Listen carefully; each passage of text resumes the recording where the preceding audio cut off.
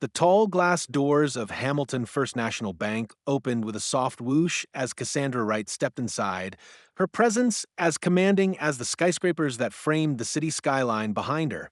The air carried the faint scent of polished wood and fresh ink from newly printed cash, but for Cassandra, the environment was all too familiar. She had walked through countless financial institutions during her career.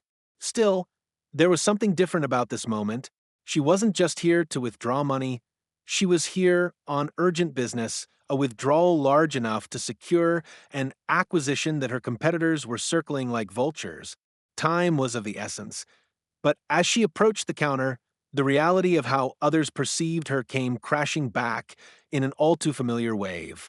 The teller, a young man with neatly combed hair and an expression that carried more arrogance than experience, barely looked at her when she slid her account documents and ID under the glass.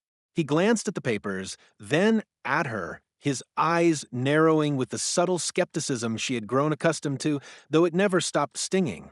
"Are you sure this account belongs to you?" he asked, his tone dripping with doubt, as if her perfectly polished appearance and calm confidence couldn't possibly align with the numbers in the system. Cassandra held her composure, though she felt her jaw tighten at the insult disguised as procedure. She had faced this before. Executives assuming she wasn't the one in charge, investors double-checking her credentials, hotel clerks mistaking her for an assistant rather than the guest of honor. It was never about her ID, her documents, or her presence. It was about what they thought a powerful woman, especially a black woman, should look like. Cassandra took a slow breath, her eyes locking onto the tellers with unshaken steadiness. "Yes," she replied, her voice low and even, carrying both the weariness of repetition and the weight of authority. "This is my account. Process the withdrawal." But instead of complying, the teller pursed his lips and tapped at his keyboard as though searching for something to discredit her. Then, with a deliberate flick of his hand, he pressed a small button near his desk, a silent call for his manager. Cassandra noticed the gesture immediately. She'd seen it in boardrooms when underlings scrambled for backup, when people assumed she couldn't possibly be who she claimed. He leaned back, folding his arms as if he had just challenged her right to breathe in this space. Around her, customers shifted, a few curious eyes darting her way, whispering behind their hands. Cassandra didn't flinch. Instead, she adjusted the strap of her bag on her shoulder and straightened her posture, radiating the same quiet confidence she carried into every negotiation. She knew what was coming. The manager, the suspicion, the dance of prejudice cloaked in policy. What the teller didn't know, what the gawking customers didn't suspect, was that this entire institution was about to learn a lesson they would never forget. It didn't take long before the sharp click of polished shoes echoed across the bank floor, announcing the arrival of the branch manager, a man in his 50s with silver streaks in his hair and the air of someone who believed his authority was absolute within these walls. His suit was tailored to perfection, his tie knotted in the way of someone who spent too much time in front of mirrors, and his expression carried a smug mix of suspicion and superiority even before he reached the counter. The teller straightened in his chair, suddenly emboldened by his boss's presence, and pointed discreetly toward Cassandra as though presenting a problem that needed fixing. Cassandra remained still, her face composed, though her eyes never left the manager's. "Is there a problem here?" he asked in a tone that pretended to be courteous but dripped with thinly veiled disdain. Cassandra repeated her request clearly. She needed to make a large withdrawal, her identification and account documents were already presented, and she expected the transaction to be completed swiftly. The manager barely glanced at the papers she had placed on the counter. Instead, he leaned against the edge of the teller station, his body language dismissive, his smile the kind people reserve for someone they've already judged beneath them. "Ma'am, for a transaction of this magnitude, we'll need additional verification," he said smoothly, deliberately avoiding any specifics. Cassandra arched an eyebrow. "What kind of verification?" she asked evenly, her voice steady but carrying the undertone of someone used to being tested again and again. The manager tilted his head, eyes narrowing, as if the question itself was audacious. "Well, we have to be careful these days. Fraud is rampant. People pretend to be account holders all the time. You understand." His gaze flickered toward her designer bag and the understated jewelry at her wrist, studying her not with respect, but with suspicion, as though he were hunting for evidence to justify his prejudice. Cassandra felt the familiar sting, the invisible but unmistakable barrier of judgment. The silent message that she did not look like the kind of person who could command such wealth. Around them, the bank's customers began to notice the growing tension. A couple in business attire whispered to one another, casting glances in her direction. A mother tugged her child closer, as if sensing conflict. The manager's voice grew louder, as though he wanted an audience for the spectacle. "You see, Ms. Wright, it's not that we don't believe you," he continued, his words laced with mock sympathy, "but we must protect the bank's assets. A withdrawal of this size is highly irregular." Cassandra's patience thinned, though she kept her composure. She had spent her career negotiating with men who underestimated her, who mistook her calm for weakness, who mistook her skin for limitation. She could have erupted with anger, but that was what they expected. Instead, she let silence stretch for a moment, her eyes fixed on him until he shifted uncomfortably. Then, with a controlled breath, she said, "Everything you need to verify my identity is right in front of you. What you are asking for has nothing to do with security and everything to do with your assumptions about me." The manager's smirk faltered, but only for an instant. He gestured toward the security guard standing near the lobby entrance, a silent signal that backup was on standby. The sight of it ignited whispers among the crowd. Was this woman about to be escorted out for trying to steal from the bank? Cassandra stood taller, her shoulders squared, her dignity intact, even as the weight of their prejudice pressed heavily against her. She knew this moment was not just about money anymore. It was about principle, about proving that no amount of arrogance could erase the truth. What the manager didn't realize was that his condescension had already set the stage for his greatest humiliation. The air inside the bank had grown thick with tension, each second dragging longer than the last as Cassandra stood her ground, staring into the smug face of the manager, who believed he had all the power in the room. The security guard had inched closer, his hand brushing against his belt as though waiting for an excuse to act, while the teller sat rigidly at his station, eyes darting between Cassandra and his boss like a spectator at a sporting match. Cassandra's documents still lay untouched on the counter, her ID gleaming under the fluorescent lights, her request clear and straightforward, yet dismissed as though it were nothing more than a child's game. She could feel the weight of every whisper behind her, customers speculating, some assuming she must have done something wrong if the bank staff were treating her this way. That was the cruel trick of discrimination. It wasn't just about being doubted. It was about being humiliated in front of an audience, stripped of dignity piece by piece until you either broke or stood taller than the hate surrounding you. Cassandra chose the latter.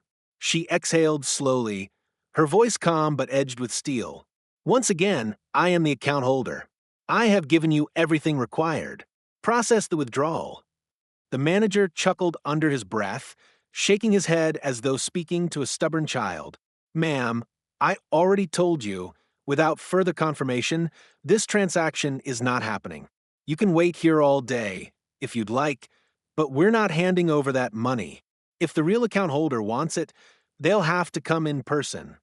His words landed with deliberate cruelty, the final dismissal of someone who believed he had stripped her of power. For a moment, Cassandra allowed the silence to deepen. She could feel her pulse steady, her mind sharpening like the point of a spear. Then she leaned forward ever so slightly, lowering her voice just enough that the intimacy of her words cut sharper than if she had shouted.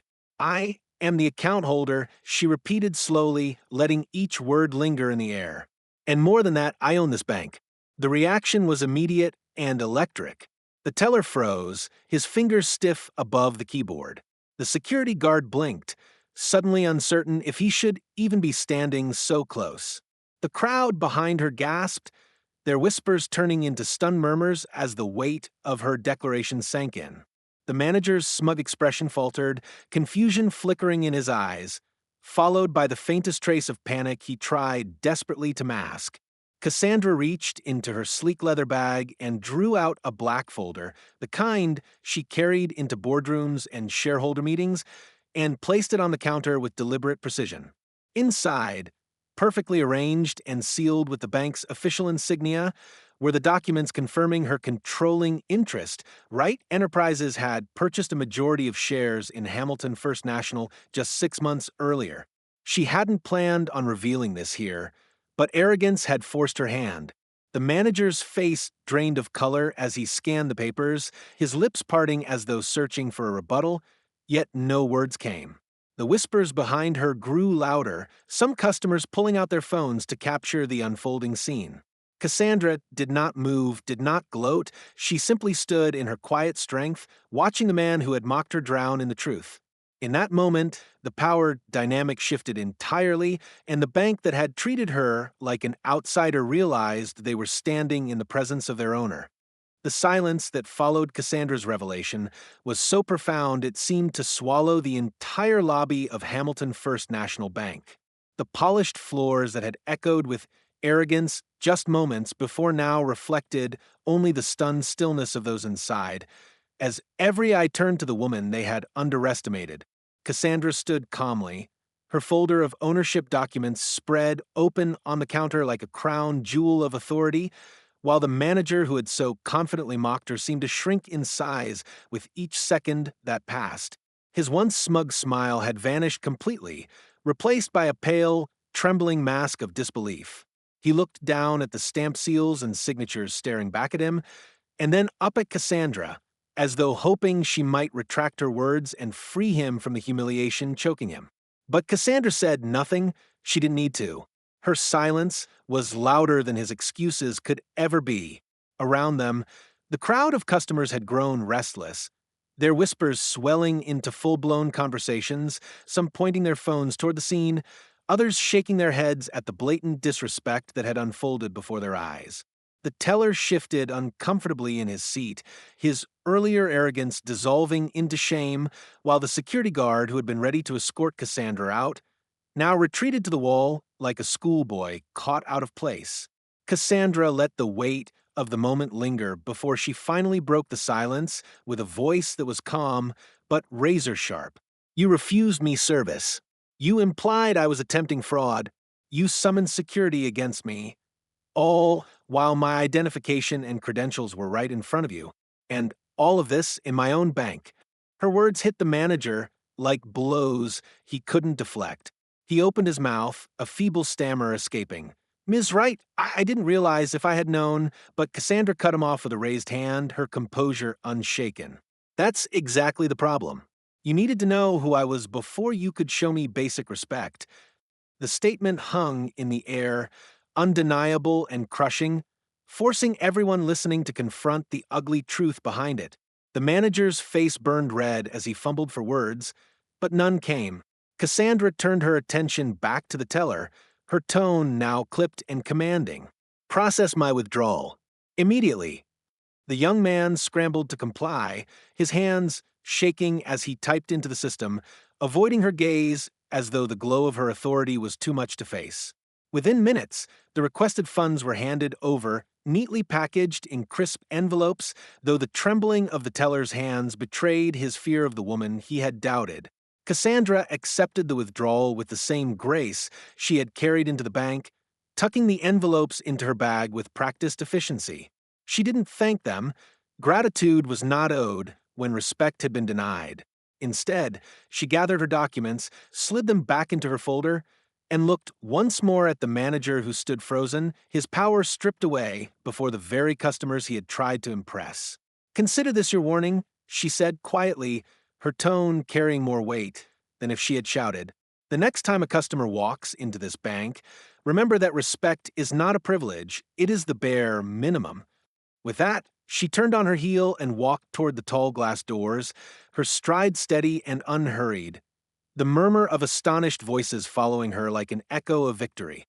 Sunlight poured over her as she stepped outside, the city alive with movement, unaware of the small but seismic shift that had just occurred within those walls.